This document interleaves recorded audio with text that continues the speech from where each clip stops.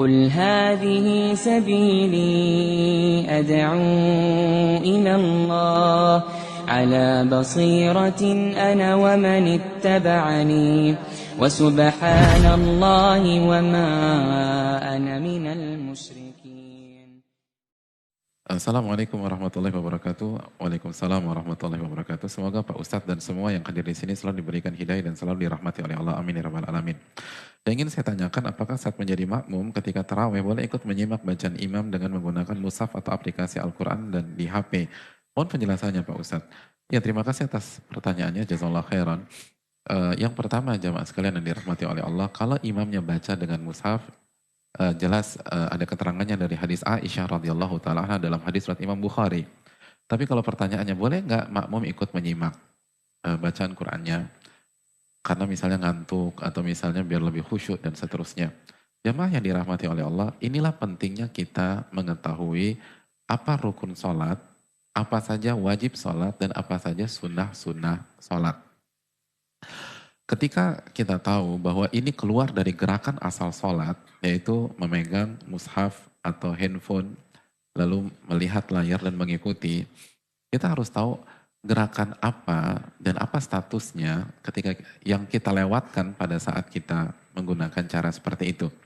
Setidaknya yang kita lewatkan adalah bersedekap dengan sempurna, karena tangan harus megang, dan pandangan mata tidak ke arah sujud, karena kita lihat layar atau lihat gadget.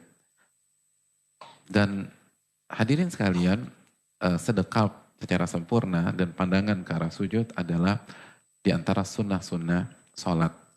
Artinya ketika itu dilewatkan, itu tidak membatalkan sholat. Yang kedua, tidak membuat kita berdosa. Karena kalau membatalkan berarti rukun sholat.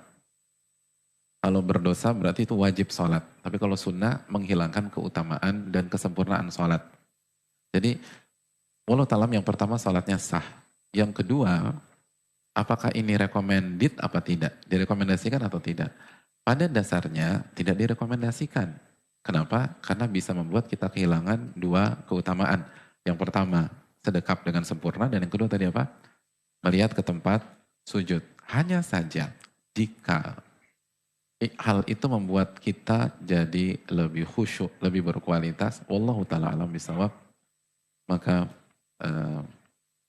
itu diperbolehkan karena menjaga kekhusyuan itu lebih penting dari kehilangan beberapa item sunnah-sunnah sholat.